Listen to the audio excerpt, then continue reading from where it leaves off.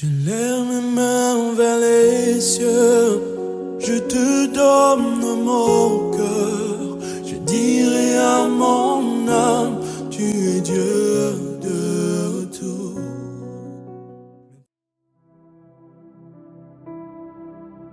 Shalom, shalom mes frères et sœurs, bonjour à vous et ce matin vous êtes les bienvenus à Matin Nouveau. C'est notre 7e matinée sur la thématique les souffrances en Christ. Nous sommes toujours sur les causes de ces souffrances et aujourd'hui nous allons voir comme cause les réclamations. Alléluia. Alors, oubliant très rapidement leur passé à cause d'un zèle amer, il y a beaucoup de chrétiens qui sont très souvent trop sûrs d'eux. Oui, ils sont tellement sûrs d'eux. Beaucoup se voient parfois trop spirituels au point de négliger les bases élémentaires de la chrétienté.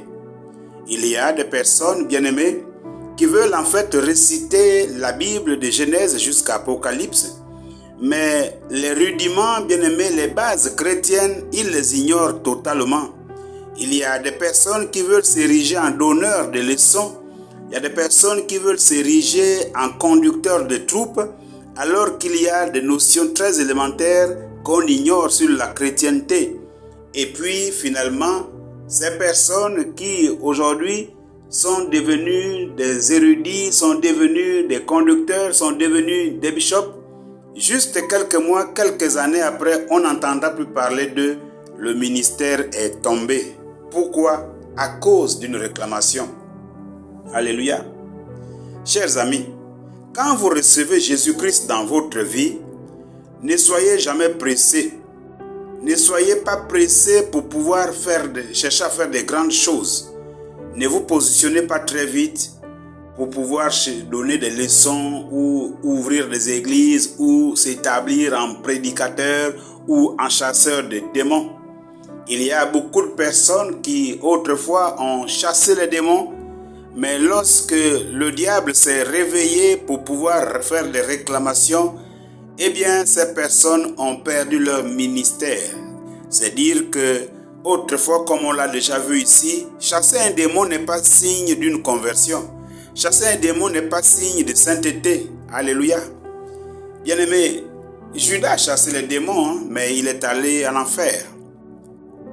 Il faut, bien aimer, aller très lentement lorsqu'on accepte Jésus, ne pas brûler les étapes.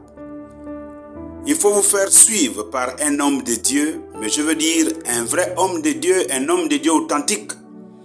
Il faut passer une délivrance, car beaucoup de problèmes, bien aimés, que nous rencontrons aujourd'hui dans notre marche chrétienne, dans notre vie, sont parfois dus aux réclamations sataniques.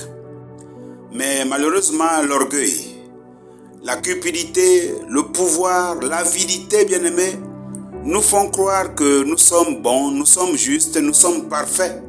Et ainsi, avec ce zèle amer, nous ignorons totalement ce qu'il faudrait faire et parfois même lorsque des frères, qui nous aiment bien pourtant, observent un certain nombre d'égarements de notre part et se rapprochent de nous pour nous ramener à la raison. Nous sommes tellement imbus de notre personnalité que nous pensons être au-dessus de tout le monde et nous n'acceptons aucune remarque. Alléluia. Avant de connaître Christ bien-aimé, vous avez vécu d'une certaine manière. Vous avez peut-être pratiqué certaines activités. Vous avez été autre part. En tout cas, il y a une certaine vie que vous avez menée. Il y a peut-être des paroles que vous avez proclamées. Or, nos paroles bien-aimées peuvent être la source de notre bénédiction comme elles peuvent être la source de notre malédiction. Il y a probablement des engagements que nous avons eu à prendre, mais bien-aimés, que nous n'avons jamais respectés. Il y a peut-être des consécrations auxquelles on a été victime, mais toutes ces choses, bien-aimés, tôt ou tard, vont ressurgir, tôt ou tard, vont refaire surface et le diable s'appuie sur des paroles qu'on aura proclamées lorsque nous fûmes jeunes, ou alors les engagements qu'on aura eu à prendre sous pression parfois, et puis des années après, des mois après, ces choses peuvent nous poursuivre. Alléluia. Il ne faut pas l'oublier, bien-aimés, nos propres paroles ou alors des engagements que nous avons eu à prendre, des engagements non exécutés, sont susceptibles à terme de réagir, de se retourner contre nous. Alléluia. Il y a vous, il y a vos parents, peut-être même vos familles. Vous avez certainement été consacrés à une divinité quelque part. Et depuis que vous avez accepté Jésus, depuis que vous avez reçu Jésus-Christ dans votre vie, comme votre Seigneur et votre Sauveur personnel, vous n'avez fait aucun travail spirituel. Aucun homme de Dieu n'a prié pour vous. Vous n'avez rencontré aucun homme. Dès que vous avez accepté Jésus, vous avez fabriqué un parler en langue. Vous pensez déjà être à la hauteur. Aujourd'hui, vous vous érigez en serviteur de Dieu. Et puis, voici, quelques temps après, vous allez vous retrouver dans des difficultés. Vous commencerez à vous lamenter, à vous plaindre parce que rien ne marche. Il y a des maladies, il y a des échecs. Et vous allez commencer à dire, vous souffrez. Oui, ces souffrances sont liées au fait que vous n'avez encore passé aucune délivrance ou alors vous n'avez renoncé à aucune alliance que vous avez dû contracter autrefois. Bien-aimés, combien de cas de chômage avez-vous déjà connus aujourd'hui qui sont liés à une réclamation? Il y en a plein. Il y a des personnes qui peuvent être en chômage aujourd'hui parce que ces personnes sont victimes d'une réclamation. Combien de cas, bien-aimés, de stérilité vous avez déjà rencontré aujourd'hui? Mais c'est certainement lié à une réclamation. Ainsi, vous avez certains divorces, vous avez certaines situations de santé précaire. C'est lié, bien aimé, aux réclamations. Ça existe. Vous allez voir quelqu'un qui est constamment malade. Il y a des choses qu'il a pratiquées, qu'il a eues, qu'il a transportées, qu'il a gardées, ou des engagements qu'il a eu à prendre, des déclarations qu'il a eu à faire autrefois. Et puis ces situations n'ont jamais été détruites. Et voici, la personne se met au service de Dieu, mais en fait elle mène une double vie. Parce qu'il y a une divinité autre part dans ta vie, et en même temps tu veux introduire Jésus-Christ dans ta vie. Ça ne marche pas. Il y a des personnes dont les projets échouent tous les jours. Vous avez des difficultés d'investir régulièrement. Vous pouvez avoir des bons projets, mais vous n'arrivez pas à faire quelque chose. Parfois, vous avez des moyens, comme on l'a vu il y a quelque temps, que ce n'est pas parce qu'on peut avoir de l'argent qu'on peut arriver à investir ou à faire quelque chose. Oui, on peut avoir beaucoup d'argent. On peut avoir des projets suffisamment bien étudiés. On peut même les amorcer, mais ça ne marche pas parce qu'il y a des réclamations, bien aimés, quelque part. Il s'agit là de toutes ces situations devant lesquelles souvent nous sommes en train de nous plaindre, nous sommes en train de dire nous souffrons. Bien-aimés, lorsqu'il s'agit par exemple des engagements, Ecclésiaste chapitre 5, verset 3 dit « Quand tu as fait un vœu à l'Éternel, ne tarde pas à l'accomplir, car il n'aime pas les insensés. Mieux valait pour toi ne pas prendre un engagement que de le prendre et ne pas pouvoir l'accomplir. » Parfois, bien-aimés, volontairement, nous prenons des engagements. Parfois, c'est sous pression des prédications intempestives, tous les jours, donner. Et on finit par honte, par orgueil, à prendre un engagement devant les autres pour montrer que nous aussi, on est quelqu'un. Mais cet engagement qu'on prend, il nous dépasse. Parce qu'on n'a pas les moyens de l'assumer. Mais c'est simplement par orgueil qu'on l'a eu à prendre. Mais la parole a été déclarée, l'engagement a été pris. Et désormais, si nous n'accomplissons pas cet engagement, il va nous poursuivre, chers prédicateurs. Quand nous poussons le peuple à prendre des engagements à contre-cœur comme ça, demain après-demain, l'enfant va connaître des problèmes, des difficultés dans sa vie à cause de cet engagement. Mais écoutez, nous ne serons pas épargnés dans cette affaire parce que c'est à cause de nous que l'enfant aura pris des engagements. Il y a des déclarations parfois que les gens font. Dans Matthieu chapitre 12, verset 37, la Bible dit « Par tes paroles tu seras justifié et par tes paroles tu seras condamné. » Vous voyez bien aimé que nos propres paroles peuvent nous condamner comme elles peuvent nous justifier. Les chrétiens parlent beaucoup, vraiment les chrétiens parlent beaucoup et ne savent souvent pas tenir leur langue.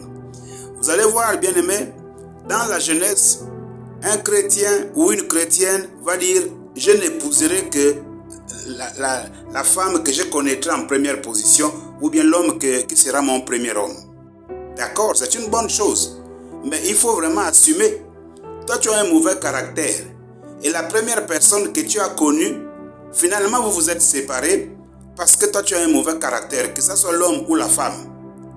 Eh bien, puisque cette première personne est partie, alors que tu avais fait une déclaration que tu n'épouserais, tu ne te marierais qu'avec la première personne. Aujourd'hui, tu as la 10e personne, tu as la 50e personne. Comment vas-tu faire? Tu te plains que tu es célibataire. C'est normal que tu sois célibataire. Tu avais déclaré, tu as pris un décret que tu ne devras épouser que la personne que tu connaîtras en première position. Mais ton mauvais comportement fait que la première personne ne résiste pas, la deuxième ne résiste pas, la 10e ne résiste pas, la 40e ne résiste pas. Tu as la 50e personne. Aucune personne ne va t'épouser. Ça ne marche pas. Alléluia. Tu as peut-être déclaré un jour dans ton enfance que je ne ferai des enfants qu'avec une seule personne. Et tu as fait le premier enfant avec la première personne, femme ou avec la première femme que tu as eue, vous avez fait un enfant, bien avec le premier homme que vous avez eu, vous avez fait un enfant, mais ça n'a pas tenu. Et aujourd'hui, tu es peut-être à la 2e relation ou à la 40e relation et tu te rends compte que tu n'arrives plus à procréer, stérilité secondaire. Mais c'est dû à la parole que tu as eu à faire parce que tu as dit tes enfants, tu ne les feras qu'avec une seule personne, la première personne. Mais cette personne est déjà partie alors qu'elle t'a laissé avec un enfant déjà. Comment veux-tu faire encore des enfants puisque cette première personne n'est plus? Écoutez, la parole que nous pouvons proclamer peut nous poursuivre. Il y a tellement de cas, de situations que nous pouvons citer aujourd'hui où les gens se sont laissés enveloppés par leurs propres paroles. Dans Luc chapitre 22, verset 31 à 32, Jésus-Christ dit, Simon, Simon, Satan vous a réclamé pour vous cribler comme le froment. Mais j'ai prié pour toi afin que ta foi ne défaille point. Vous voyez, bien-aimés, Satan réclame. Mais Satan nous réclame pourquoi? Parce qu'il se reconnaît en nous. Il y a des œuvres de Satan dans notre vie. S'il y a une œuvre de Satan, aussi minime soit-elle, bien-aimé, le Seigneur ne t'acceptera pas. Il a dit, puisses-tu être ou froid ou bouillant, ainsi parce que tu es tiède, je te vomirai. Avec Dieu, il n'y a pas un pied dedans, un pied dehors. Ou tu es avec lui, ou tu es dehors. Mais si tu dis que tu es avec Dieu et qu'au-delà de toi, on retrouve encore une trace de Satan ou bien quelque chose qui ressemble à une trace de Satan, Dieu te vomit et ça ne marche pas. Et c'est pourquoi le Satan a des yeux tellement fins, il a une vue tellement fine, quand il regarde, il peut observer de loin, bien-aimé, une petite trace de ses œuvres, de ses activités, de son comportement, de son langage, de son expression, enfin de tout ce qui lui ressemble. Et lorsqu'il voit ça, il se pointe devant Dieu, il dit à Dieu, tu vois, telle personne, regarde bien. Voici, cette partie, ça m'appartient. Et Dieu, comme il ne nous veut pas à 90%, il ne veut pas 99%, l'homme, il veut l'homme à 100.0%. Voilà la raison pour laquelle Dieu est obligé en ce moment-là de nous laisser partir.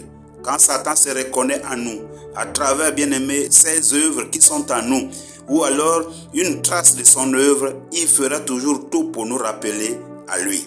Ainsi, il y a beaucoup de personnes, bien-aimées, qui peuvent se plaindre qu'elles souffrent, c'est-à-dire des maladies, des échecs, des blocages et autres maux, autres difficultés, bien-aimés. Mais ces choses peuvent être liées à une réclamation quelque part.